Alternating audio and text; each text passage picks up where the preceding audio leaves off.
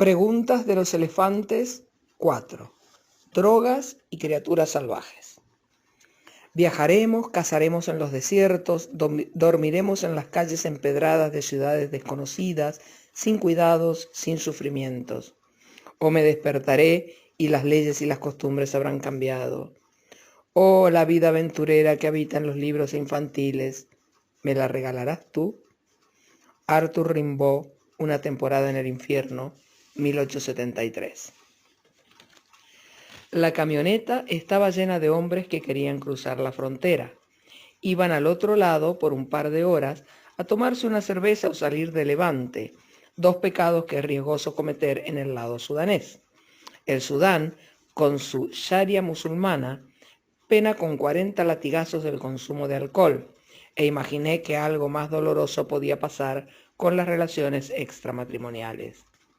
La sharia o senda es el cuerpo del derecho islámico.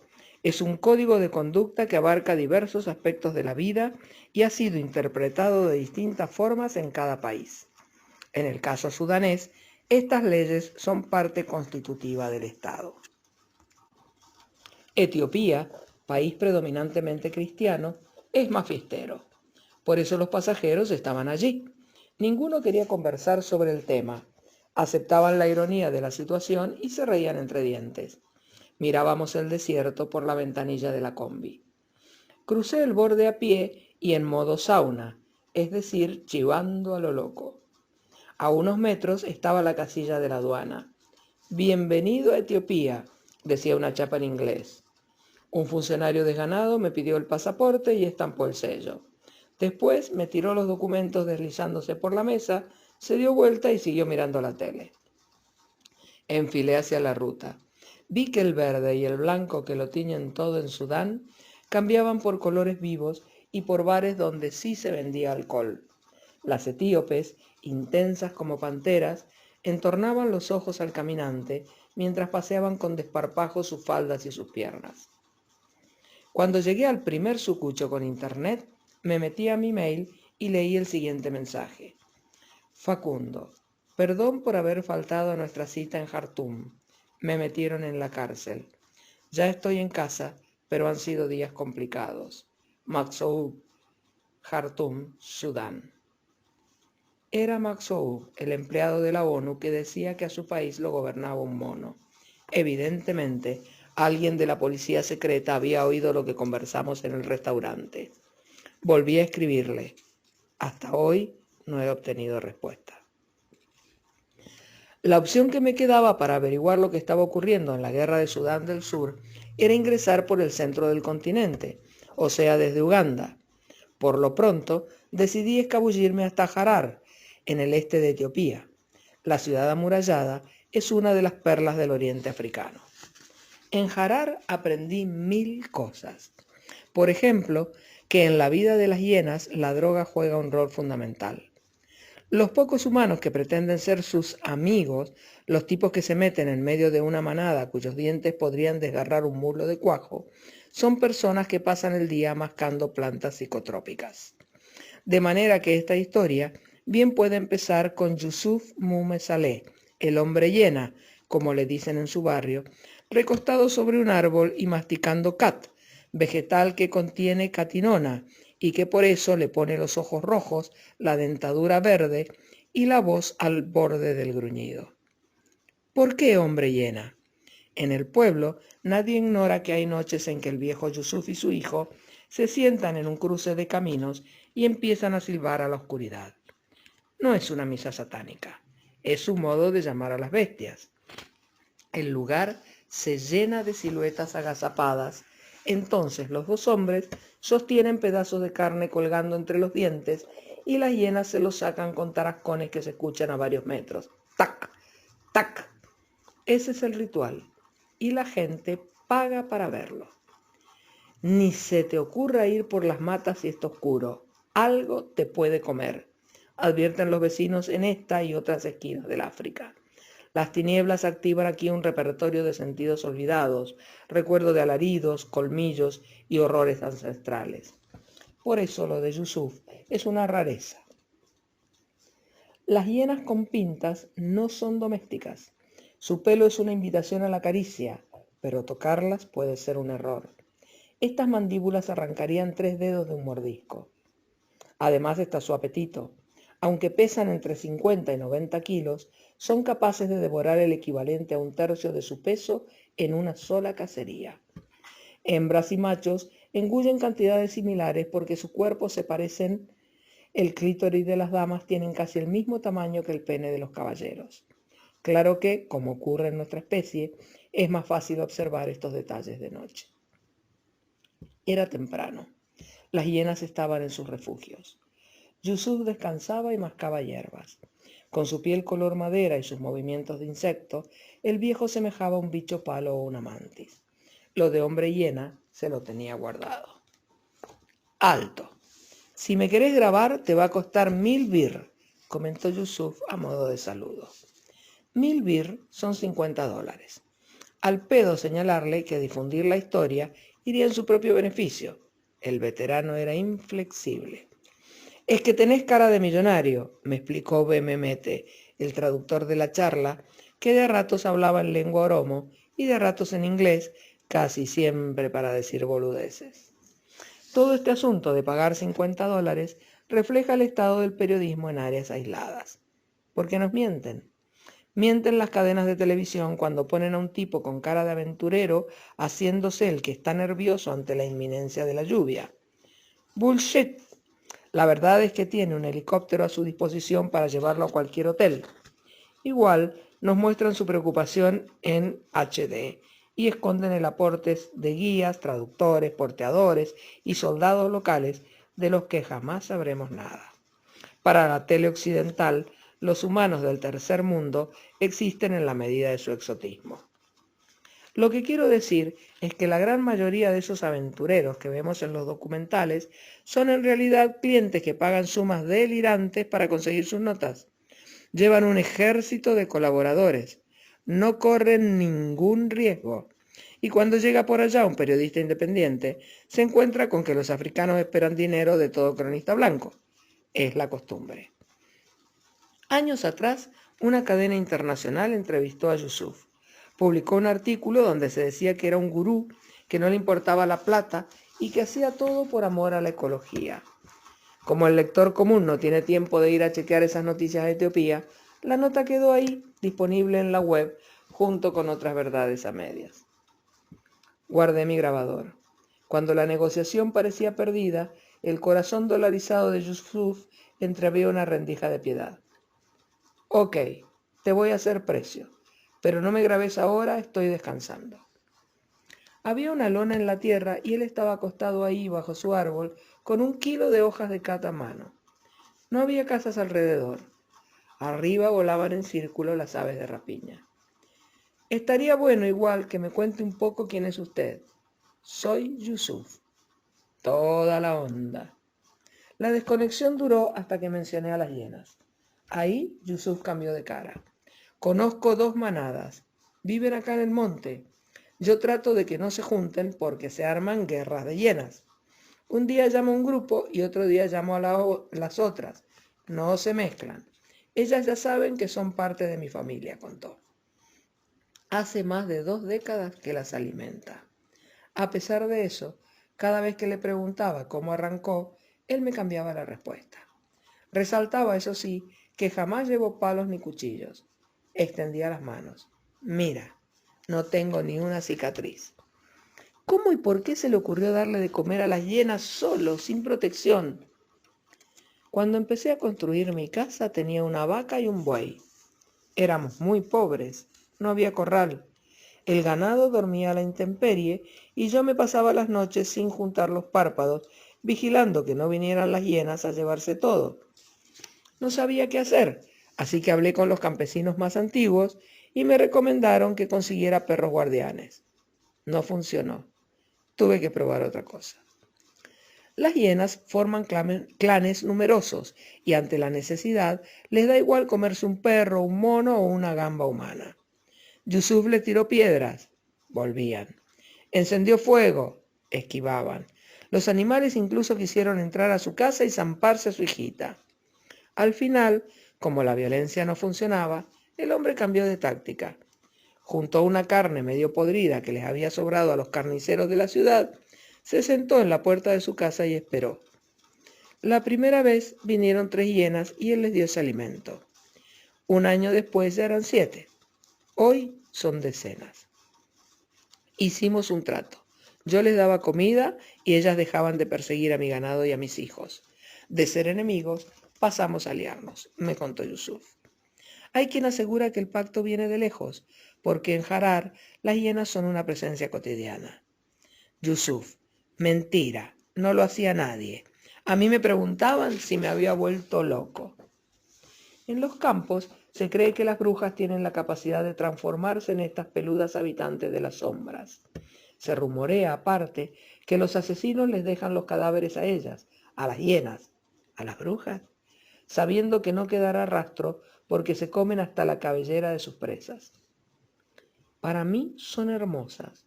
Hay una hembra que viene acá, se guarda la comida en la boca y después se aleja un poco para entregar la carne a sus cachorros. Bueno, déjame solo.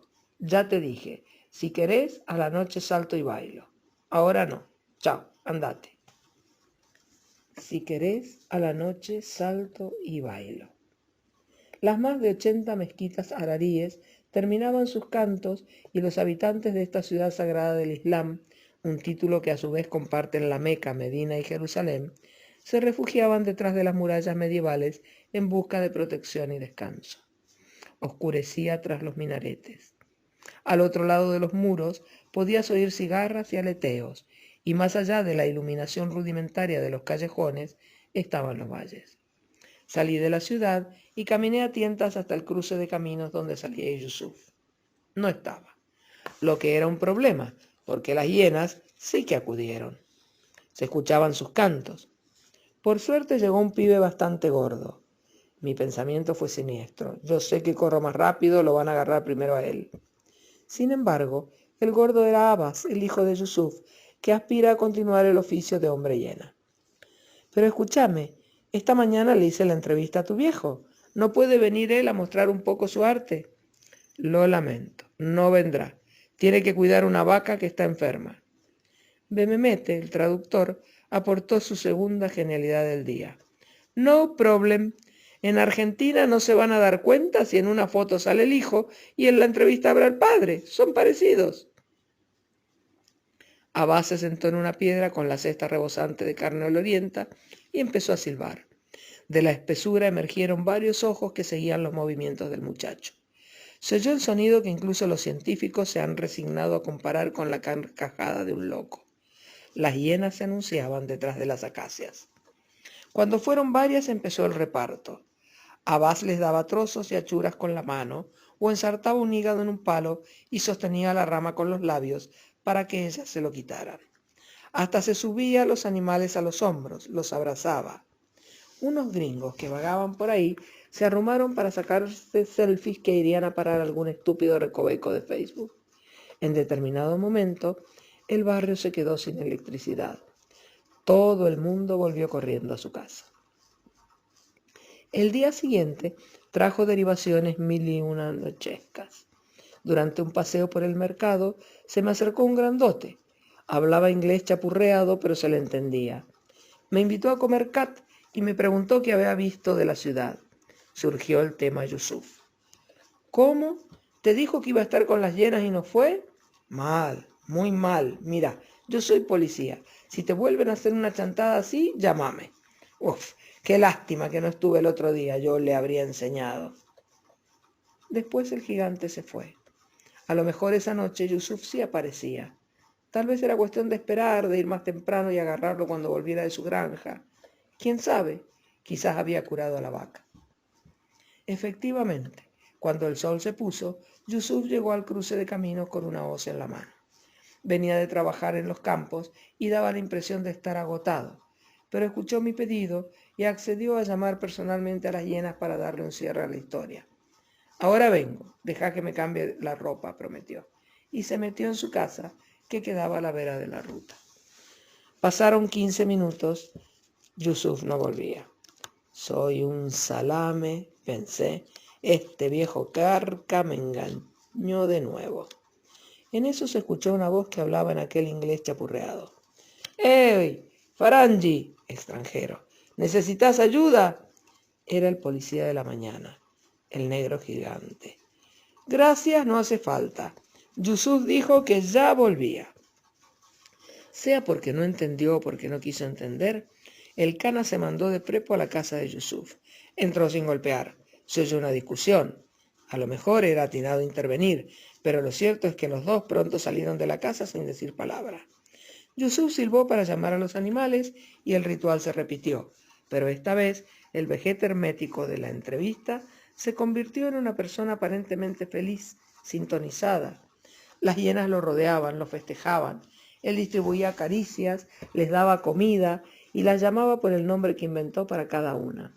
Chatu, Chala, Bebe, Camarilla, Coti. 10 o 12 curiosos en ronda se fundían en el asombro, sin más iluminación que un farol de calle y 2 o 3 estrellas. Era el fin. Cuando Yusuf estaba por terminar, el policía grandote se me acercó. Tenía un revólver blanco en la mano. Abrió el tambor del alma. Estaba cargado con 6 balas. Me alejé instintivamente. ¿Ves? Now you have protection. You have human right, susurró el cana. Jamás sabré si la Etiopía que conocí fue el reino de opulencia que describían los textos medievales. Tampoco sabré por qué las mujeres de allí huelen a salchichas de Viena, tanto en el desierto como en los bosques. Son intrigas que probablemente me llevaré a la tumba. Lo que no puedo negar es que, en una economía que viene creciendo con tasas de 2 dígitos desde 2005, vi demasiados niños descalzos, demasiados dementes corriendo desnudos por el centro de la ruta. El segundo país más poblado de África es también uno de los menos urbanizados. Las personas están tan desacostumbradas a andar en colectivo que cualquier trayecto se convierte en un vomitadero. Los pasajeros se marean, nunca han subido a un transporte mecánico y ni siquiera dejan que uno abra las ventanillas porque si hace menos de 30 grados les da frío. Vivir ahí fue como ingresar a una realidad paralela. Para empezar, estaba en uno de los contados bastiones que resistieron con éxito la colonización europea. Etiopía tiene su alfabeto particular, gastronomía propia y castillos. Pero hay más. En esta república, 3 veces más pequeña que Argentina, se apiñan unos 95 millones de habitantes que hablan decenas de lenguas. Casi todos dirán que viven en el año 2009 porque se rigen por otro calendario. De ahí que actos simples, como comprar un billete de micro, se conviertan en un curso de etnografía. Los horarios también son diferentes. Los etíopes habitan casi en la línea del Ecuador, lo que implica que los días de invierno y verano tienen más o menos la misma duración. Por eso simplificaron. Cuando sale el sol, arrancan la cuenta. Si pasó 1 hora desde el amanecer, es la 1. El mediodía corresponde aproximadamente a las 6. Cuando se pone el sol, el cálculo va otra vez a 0. En consecuencia, nos vemos a medianoche, se dice nos vemos a las 6, siempre que el sol se haya puesto a las 18 de nuestros relojes. Coordinar una cita puede ser pesadillesco. En el carrusel de bizarrías, Harar me resultó particularmente fascinante. A los pocos días brotó la idea de rodar ahí un documental sobre el poeta Arthur Rimbaud. ¿Por qué? Porque en 1875, con poco más de 20 años, Rimbaud, el delirante pre-punk, ya había mandado las letras al diablo para ingresar en un vendaval de aventuras que lo condujo a este territorio. Para contarlo en un rodaje, había que hallar un actor que se pareciera al menos un poco al Rimbaud original. Pero claro, Rimbaud era rubio, y en el África Oriental la gente rubia no abunda. El casting pintaba para largo. ¿Conoce a alguien con el pelo amarillo? Es para participar en un documental sobre un escritor. El hombre de la pensión hizo un par de llamadas telefónicas y sonrió. Ya está. Conozco a un chico que puede andar. Ahora viene. ¿Cómo es? Good looking. Se parece a mí. El tipo clavó una mueca gardeliana. Era negro con el pelo rizado. Oiga, sé que este chico a lo mejor es familiar suyo. Seguramente es bueno y eso, pero no tiene sentido poner a alguien tan distinto a Rimbaud. Es un documental, ¿me entiende? ¡Ey! ¿Qué problema tiene con mi muchacho? Ninguno. pero es que Rimbaud era rubio y de ojos claros. El hombre suspiró. Pensaba. Ya sé, ¿y si le teñimos el pelo? En París, Arthur Rimbaud se había hecho conocido por sus borracheras, por eyacular en las tazas de café de los desprevenidos y por escándalos que protagonizaba junto a su amigo y amante Paul Verlaine.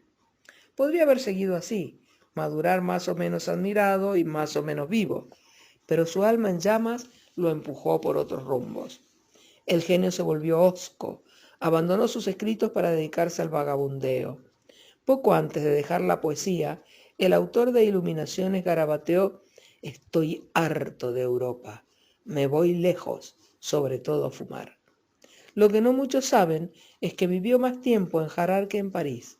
Los años de Harare fueron aproximadamente 5, repartidos entre su llegada como comerciante en 1880 y su despedida, ya muy enfermo, en 1891. Aquel ángel caído aún zigzaguea en estas calles. No son solo las referencias literales. Una de las avenidas se llama Charleville, como el pueblo donde nació Arthur. También es la desconfianza rimbaudiana que pervive aquí ante lo que venga de Occidente y sus dogmas de progreso. Ni en los bares, ni en los talleres de los herreros, ni en las tiendas donde se reparte azafrán, creen que París o Londres sean el centro del universo. Se vive a contrapelo. Y en la noche, cuando la luna araña los adoquines como lo viene haciendo hace un milenio, el peregrino recuerda las palabras del poeta que quería dejarlo todo para viajar, cazar en los desiertos y dormir sobre el empedrado de ciudades desconocidas. El casco antiguo de Harare, también llamado Jugol, conserva el panorama que miraron aquellos ojos azules. Las casas combinan el blanco, el turquesa y el verde con una consistencia de barro que le da a las conversaciones el resonar de la tierra apisonada.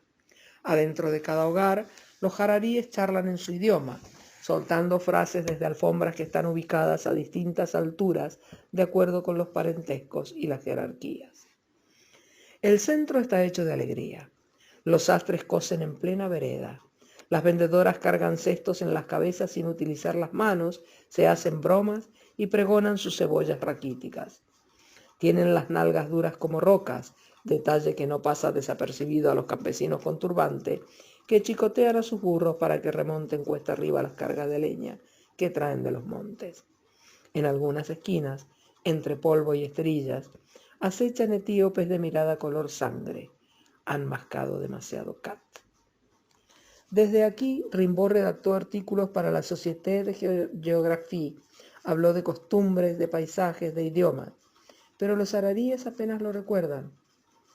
Ah, Rimbaud, es el del museo, ¿no? Se refieren a una mansión que está en la parte vieja. El sitio se llama Bet Rimbaud.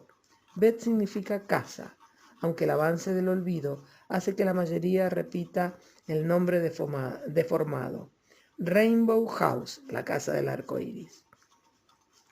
Es una construcción de madera con vidrios de colores, amplia, fresca, silenciosa. En las paredes hay copias de algunas cartas escritas por Arthur, fotos y reproducciones de los dibujos que hacía Verlaine. Casi no hay visitantes. La frontera con Somalia queda demasiado cerca y las amenazas de la milicia extremista Al-Shabaab hacen que los extranjeros opten por destinos menos alarmantes. Rimbaud hizo 1000 trabajos, desde cortar tickets en la entrada de un circo hasta traficar armas. Cualquier cosa con tal de escapar del tedio. En Harare soy mucho más feliz que en Europa, decía. Desde luego tenía recaídas. Lamentaba estar perdido entre negros que quieren sacar ventaja. En otras ocasiones se sentía incómodo ante el rol de los blancos en África. Básicamente saqueamos y masacramos la región, resumía. Un día, un conocido le comentó que sus poemas se seguían leyendo en París. «Absurdo, ridículo, desagradable», exclamó Rimbaud al enterarse. ¿Qué buscó el poeta en esta punta del mapa? Se cree que llegó practicando su largo, inmenso y sistemático trastorno de los sentidos. Aparte de eso, las pistas escasean. Según apuntó Henry Miller en El tiempo de los asesinos, Arthur se aventuró en aquellos abismos porque su terror no era morir, sino devenir muerto en vida, un burócrata de la palabra. Quizá, al retirarse del mundo, Rimbaud se preservó de un hado peor que el que le esperaba en Abisinia, sospechó Miller. Cuando el muchacho llegó, Harare era una ciudadela de 1,5 kilómetros de largo por casi 1 de ancho, con un gobierno inestable y un enjambre de potencias colonialistas merodeando. Poco antes, otro viajero de leyenda, Richard Barton, había conseguido hacerse pasar por mercader árabe para entrar a lo que llamó el único asentamiento humano permanente en África del Este. Hasta ese momento, toda el área se consideraba terra incógnita. Da la impresión de que Rimbaud quería justamente eso, una incógnita donde borrarse. Habitó 3 casas en Harar, ya ninguna existe. Por las montañas que rodean la zona, el poeta transportó goma, café y fusiles a lomo de camello. Aprendió árabe, se dedicó a leer el Corán y llegó a entenderse con esta población de mayoría musulmana. Sin embargo, las cartas que enviaba a su familia eran una sucesión de quejas y delirios. Despreciaba la literatura. Pedía que le mandaran libros de hidráulica, mecánica, arquitectura, metalurgia.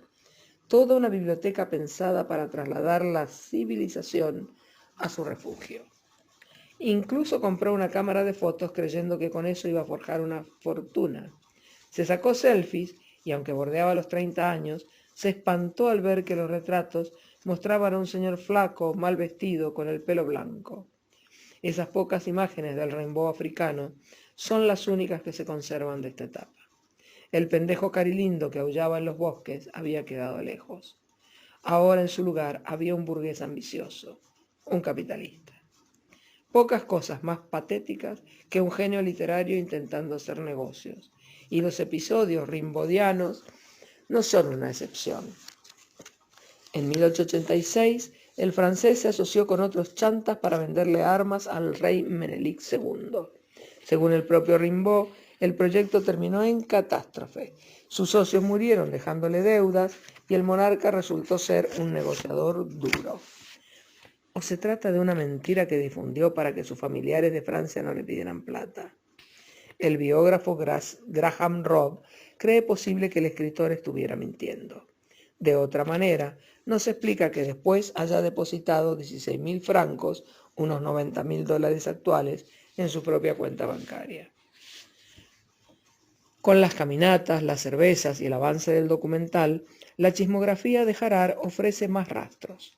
Los vecinos dicen que en esta segunda existencia, Rimbaud contrató sirvientes que lo desligaran de las tareas domésticas.